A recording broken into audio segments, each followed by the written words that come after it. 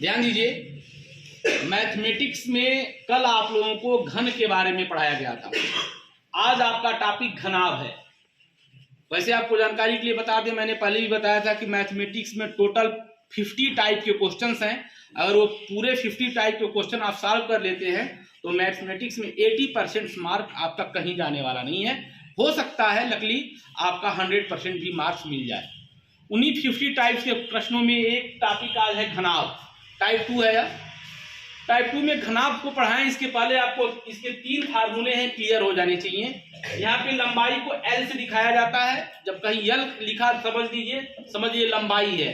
चौड़ाई को B से दिखाते हैं और ऊंचाई को H से दिखाते हैं। तो L फॉर लंबाई, B से चौड़ाई है और H से ऊंचाई है। 3 फार्मूला है घनाभ के लिए। एक घनाभ का आयतन, घनाभ का आयतन पूछ दे तो लंबाई गुणे चौड़ाई गुणे ऊंचाई LBH होता है। तीनों का केवल गुणा कर दोगे आयतन निकल जाएगा। दूसरा, घनाभ का संपूर्ण पृष्ठीय क्षेत्रफल कहिए, चाहे संपूर्ण क्षेत्रफल कहिए और चाहे केवल पृष्ठीय क्षेत्रफल कहिए, कुछ भी कहता है, इसका मतलब एक ही होता है। 2 इन ब्रैकेट लंबाई गुणे चौड़ाई धन चौड़ाई गुणे ऊंचाई धन ऊंचाई गुणे लंबाई, ये फार्मूला है। और तीसरा लास्ट है घनाभ का विकर्ण। तो विकर्ण निकालने के लिए रूट में L square plus B square plus H square है।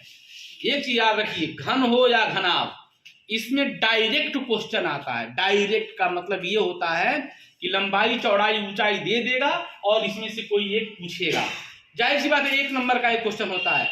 जब पूछेगा तो अगर आपको सूत्र लर्न है तो डायरेक्ट फार्मूला लिख करके मल्टीप्लाई कर दीजिए, आंसर आ जाएगा। इन्हीं फार्मूले को यूज करने के लिए मैंने बोर्ड पे 3 क्वेश्चंस लिखे हुए हैं। आपको तीनों क्वेश्चंस दिखाई दे रहे होंगे। एक एक करके तीनों क्वेश्चन सॉल्व किए जाएंगे, इसलिए बोर्ड पर ध्यान देते रहें। सबसे पहले क्वेश्चन की तरफ हम आते हैं।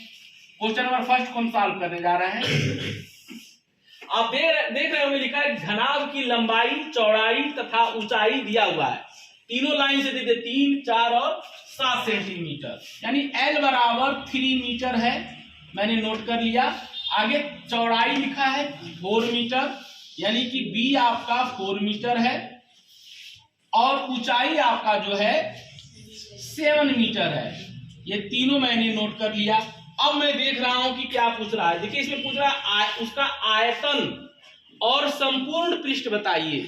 तो आयतन पूछ रहा है तो हम आयतन का फार्मूला लिखेंगे, इसलिए घनाभ का आयतन फार्मूला लिख रहे हैं हम।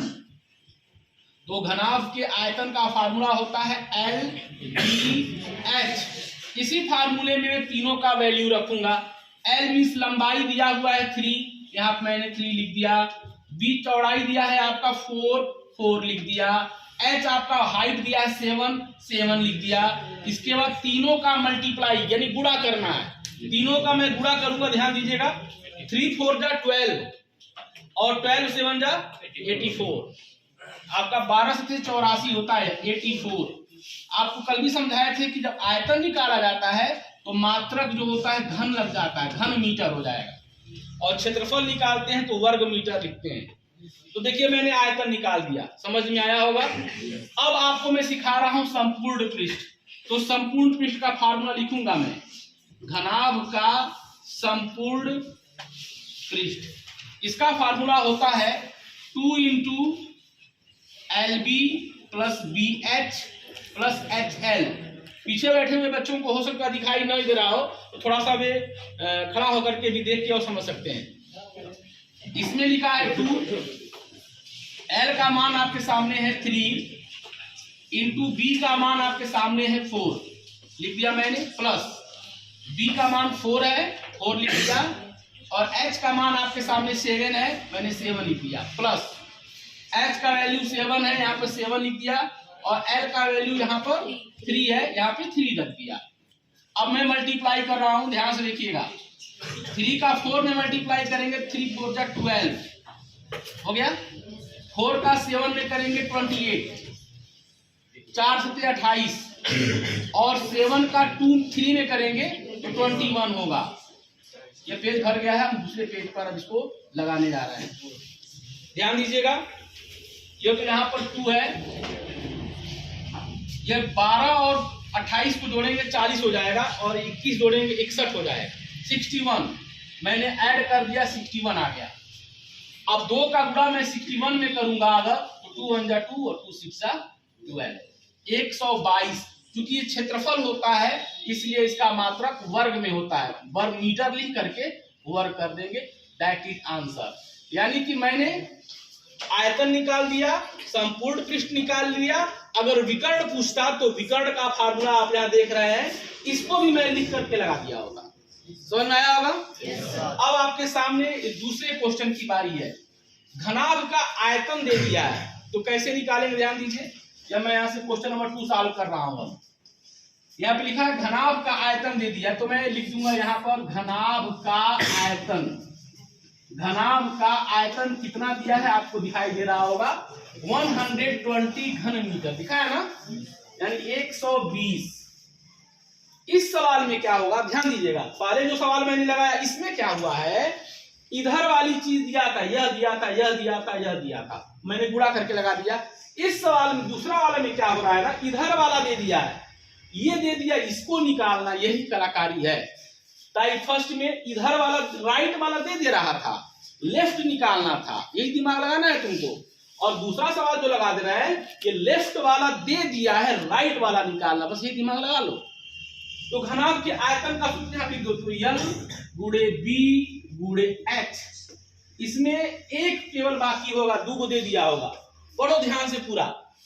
जरा उसका विकर्ण कितना होगा, जबकि लंबाई तथा चौड़ाई दे दिया है, कितना कितना 6 मीटर और 4 मीटर, यानी लंबाई 6 दे दिया है, कुछ 6 और चौड़ाई 4, ऊंचाई गायब है। इन्हीं को तो निकालना है, ये निकल जाए तो सब काम ही हो जाए। अब 120 है, तो 6 का अगर 6 का 4 में करेंगे 24 हो जाएगा, 24 इंटू H इक्वल टू 120। तो केवल H निकालना तो 24 का डिवाइड हो जाएगा, भाग हो जाएगा, तो H इक्वल टू हो जाएगा 120/24। भाग देने सबको आता होगा, 5 बार में कट जाएगा, यह 5 टाइम में कट गया, H इक्वल टू आ गया 5। तो आपने देख लिया होगा कि H का मान भी आ चुका है। अब क्या करना है, तो केवल ऊंचाई पूछा रहा था तो आंसर तो हो गया, ये ऊंचाई नहीं पूछ रहा है, सवाल को और बड़ा कर दिया, जरा उसका विकर्ण कितना होगा, तो विकर्ण का फार्मूला लिख दीजिए। क्या लिखा घनाभ का विकर्ण, इसलिए घनाभ का विकर्ण फार्मूला आपके सामने √L² plus B² plus H², यही है फार्मूला। तो मान सबका रख रहे हैं, ध्यान से देखते रहिएगा। L का मान है, आपने यहाँ पे देखा होगा 6 है, और B का मान 4 है, तो 6 का स्क्वायर, B का मतलब 4 का स्क्वायर, और H आप कितना निकाले, 5 निकाले, 5 का स्क्वायर। सबको वर्ग करने आता है, तो 6 का मतलब 36 हो जाएगा, 4 का 4 में गुणा करोगे 16 हो जाएगा, 5 का 5 में गुणा करोगे 25 हो जाएगा।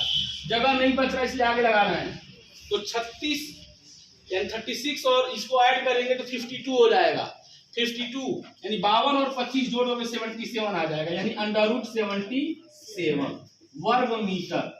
यदि आंसर हो गया। इन सवालों को आप समझे होंगे। 2 सवालों को तो मैंने लगा दिया, तीसरे सवाल का मैं इंस्ट्रक्शन दे रहा हूं, सुन लीजिए 1 मिनट में, अभी मैं इसको हो सकता लगाऊं भी। जैसे इस सवाल में क्या करना है, लंबाई दे दिया है 100, चौड़ाई दे दिया है 80, ऊंचाई दे दिया है 64, तीनों चीज दे दिया है ना। करना कुछ नहीं है, आयतन निकाल देना है, तीनों को केवल गुणा बस कर दो, आयतन निकाल लोगे आराम से। जब आयतन निकाल लोगे तो फिर क्या कर रहा है, उसे घन बनाया गया है, तो घन का आयतन हो गया। जब घन का आयतन हो गया तो घन के आयतन वाले फार्मूला में रखोगे तो घन की भुजा निकल जाएगी, और जब घन की भुजा निकल जाएगी तो घन के पृष्ठीय क्षेत्रफल वाले सूत्र में रख दोगे तो घन का पृष्ठीय क्षेत्रफल निकल जाएगा। इसे आप उतार लें, इसके बाद मैं उसको भी कराता हूँ।